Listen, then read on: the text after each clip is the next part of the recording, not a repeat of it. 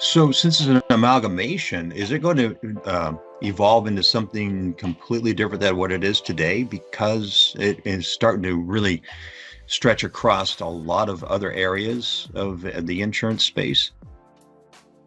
Yeah, I think in its maturity, like it's probably a 10, 12 million, $12 billion market today, just cyber insurance alone, and it's growing at about 25%. So it's the fastest growing type of insurance.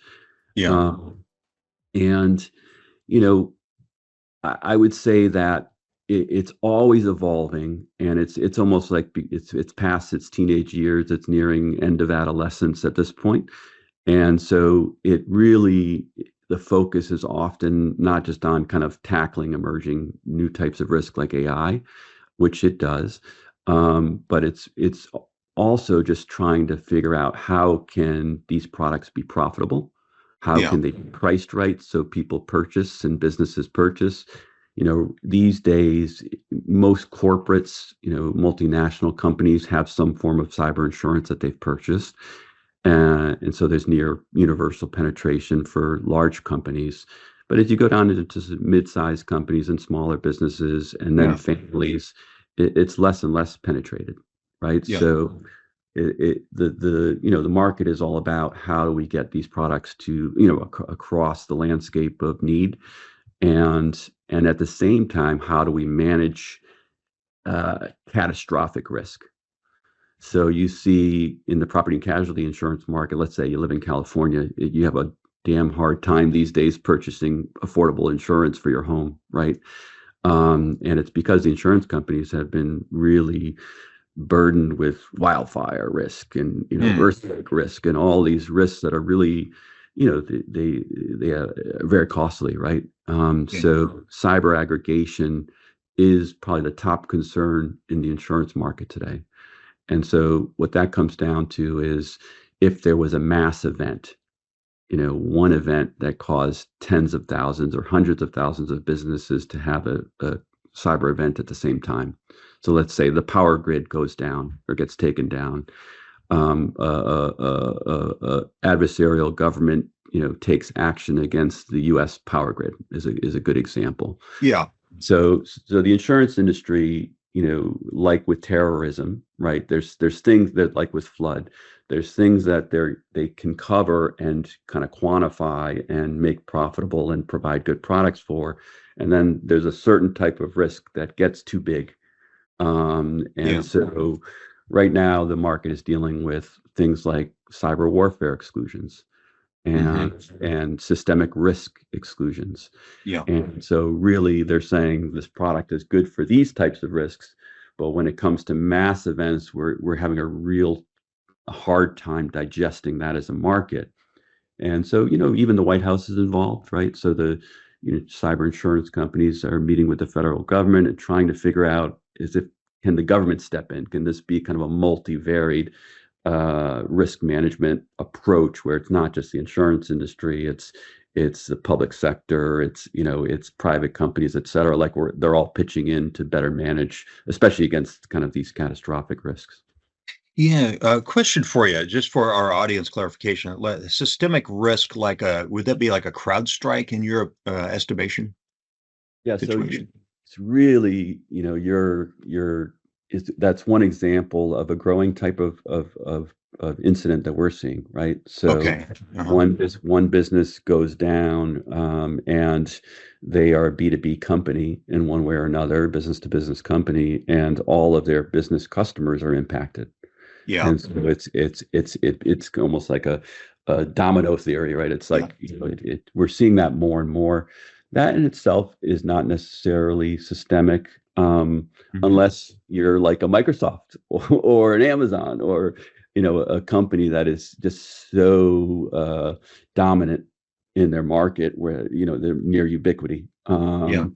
Um, there still would be some gray area as to what would be covered or not covered under that type of event. We see most of those type of events that are happening where there's this mass businesses impacted as Mhm. being covered events on their own. And Mhm. sometimes the company or that had the origin of the event, right, the CrowdStrikes Mhm. of the world, sometimes they'll step in and provide support because they want their customers long time, right? They want Mhm. long-term customers. Um, so we're seeing those as kind of evidence of kind of emerging mass event exposures. But Yeah. so far, there hasn't been one in that category that's been so cataclysmic that, it's the lights are off across the board, if you get my drift. Yeah, yeah. And so over time, over the past 20, 30 years, the modernization of infrastructure is becoming, I mean, businesses are really completely aligned with how they are supported by their digital infrastructure, which is probably fueling some of these problems. And with COVID coming in and everybody going home, they're kind of exposed some frailties within the infrastructure out there, and it may have caused some additional problems for us. Is that a good assessment or not? Sure, sure. And I think that, one thing that I think folks that are kind of less exposed to cyber insurance may not realize, but one thing that cyber insurance does, and especially the purchase of cyber insurance, is the application process is almost like going through a cyber hygiene exam. Hmm. And so you're asked all sorts of questions as a business around, do you deploy VPN for your employees? Do you have multi-factor authentication? All the basic kind of Yeah. cyber best practices are a requirement for purchasing the insurance. So Hmm. I think that's one real positive. It's just like, auto insurance companies requiring seatbelts, or other protective devices in the vehicle, and the advancements there were really driven by, the manufacturing industry for cars, and the insurance industry, working kind of in tandem, even maybe not knowingly, one requiring these new safeties. Same thing happening for cyber insurance. And so, for what you describe around any kind of vulnerabilities that were exacerbated by all of us being at home and needing to connect digitally, Yeah. um, I think to me that really just helps describe for you, like, kind of how the insurance industry can really help advance Yeah. security and best practices, through mandating. So just, mandating best practices around, your infrastructure, how to manage cyber events, how to train your employees, et Yeah. cetera, et cetera. 'Cause the list goes on and on. And so it can be daunting when you're purchasing the insurance for the first time. But what we found is it really lays out a blueprint for how to best manage cyber risk within your company. And now that personal cyber insurance is becoming more Mhm. prominent. Same for your family, right? How do you manage Yeah. cyber risk from at a family level? Yeah, yeah, that's a whole other big area. Well, I think TransUnion would be an expert in that particular arena in particular. But so in the last couple, 3 years, there seems to be the emergence, or at least, become much more aware, the InsureSec segment of the market where, fusing technologies and various controls into your cyber policies is becoming more mainstream. Is that Mhm. starting to happen? Yeah, so back to my product research days, Yeah. if you look at insurance markets and how those products evolve, especially with use of technology, usually kind of the financial services industry, banks, especially Mhm. large banks, are the precursor to insurance company advances. Hmm. So, digital banking, for example, was around a lot longer before, digital insurance became available. Hmm. And so it tends to be that the financial services market, tend to be at the forefront of using technology to better customer engagement, et cetera. Hmm. And the insurance market, insure tech, it Hmm. catches up over time. I think with cyber insurance, it's become more interesting because, you know, cyber insurance, for it to be profitable, you really have to know technology and be able to recommend best Yeah. practices and technology to your customers, right? So Mhm. even, a lot of cyber insurance companies, when you buy those products, you don't just get an insurance product. You don't just get a static piece of paper saying we'll cover you if a problem happens.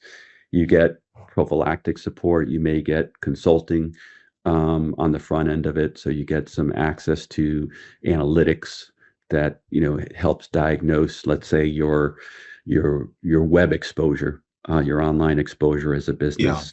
Yeah. There's also specific software that could be offered with the purchase of cyber insurance, Hmm.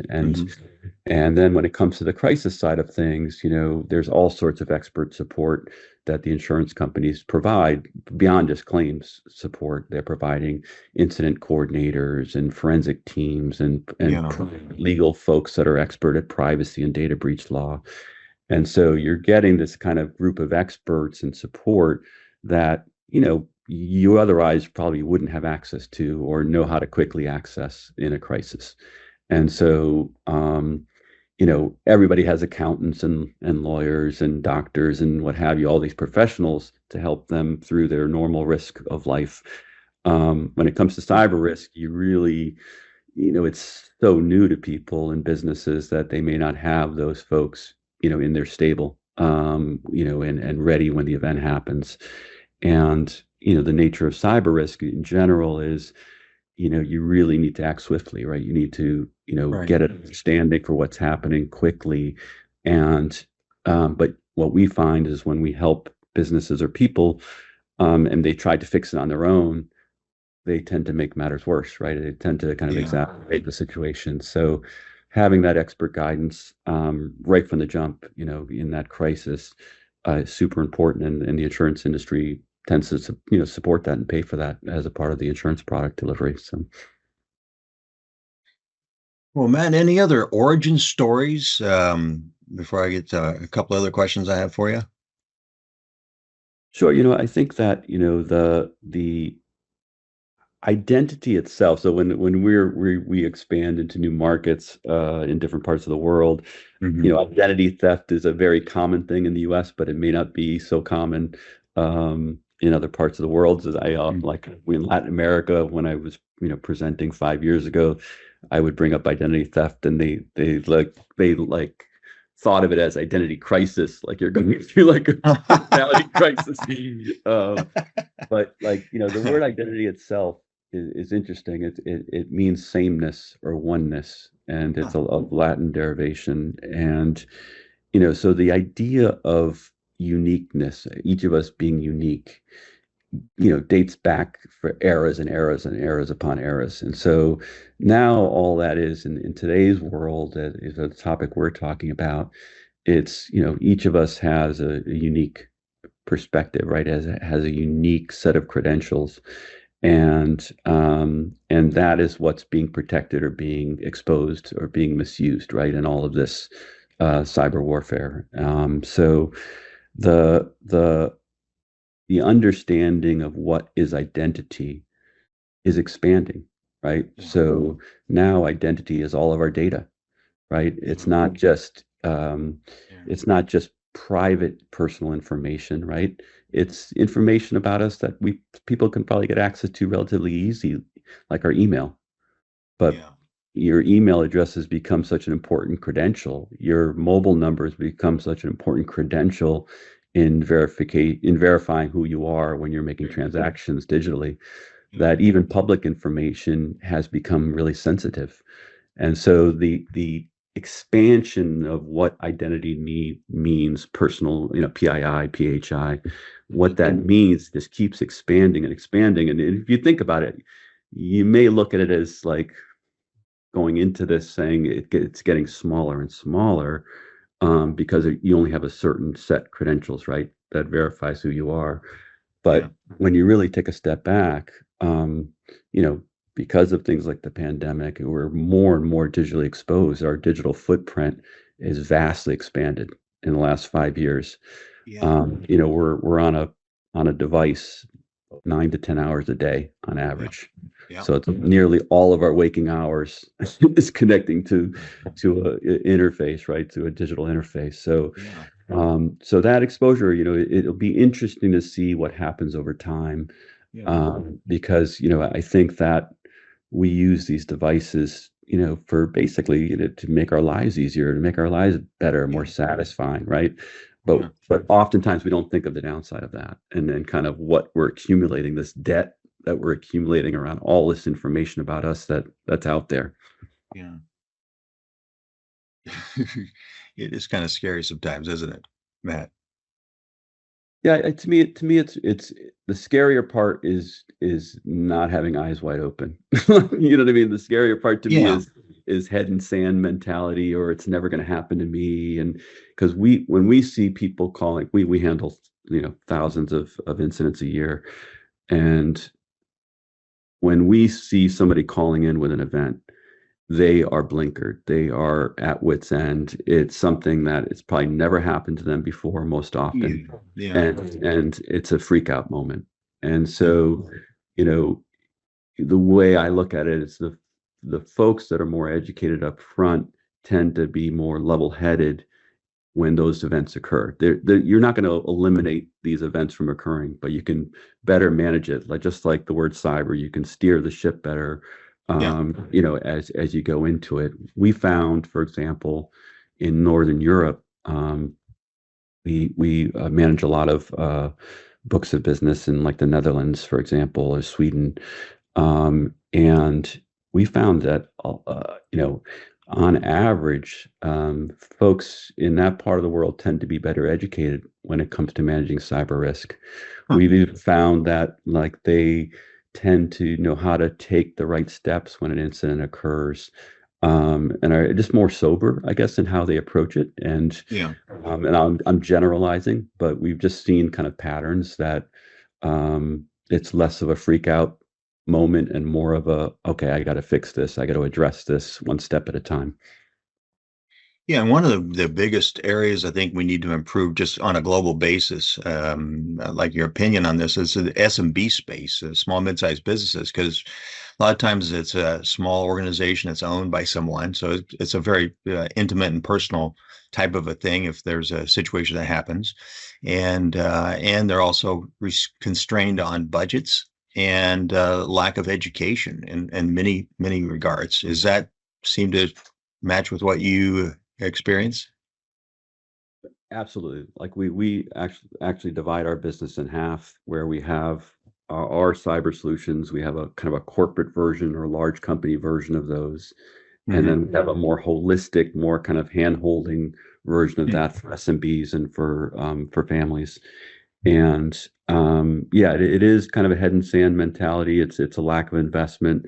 A lot of times, if they're outsourcing, like let's say they're outsourcing their IT or managed IT, they Yeah. think they think that includes cybersecurity when most often it doesn't. In fact, it's more of a cause for these events than not. Yeah. And then for SMBs, when you move into professional classes, doctors, lawyers, accountants, they become heightened risk for this, right? Because a threat actor can say, all I need to do is target one accountant firm, and I can get access to, let's say, a bunch of high net worth folks, or Yep. get access to business leaders, et cetera. And so they tend to be more of a target, and they're not developing their own software, right? They're usually Yep. purchasing kind of off the shelf software to Yep. support their business, CRM software, et cetera, accountancy software for accountants. And so the vulnerability lies in that, right? Where if Sure. like in a systemic way, as we talked about, if that accountancy software goes down, then a huge number of accountants go down. Um, so yeah, it is that one is something that we spend a lot of time with, and again, just having kind of direct conversation, equipping in our world kind of cyber insurance brokers, underwriters, claims Yeah. people with the right expertise and kind of education goes a long way, because you find a receptive audience once you crack the shell. Yeah. You can get their attention. Most small businesses are just focused on keeping afloat, right? And making Yep. sure that they can keep their doors open. Yep. And so, with a little bit of kind of meeting them at their terms, with kind of helping them understand their specific risk to cyber, then Yeah. the light bulbs start to turn on, and they start to take some basic steps that help better protect them. So, Matt, one of the things that I always ask is if you had one thing you could do, and you're a small business owner, what would that one thing you could do today to kind of start you on your journey of, improving your security or your resilience in this day and age?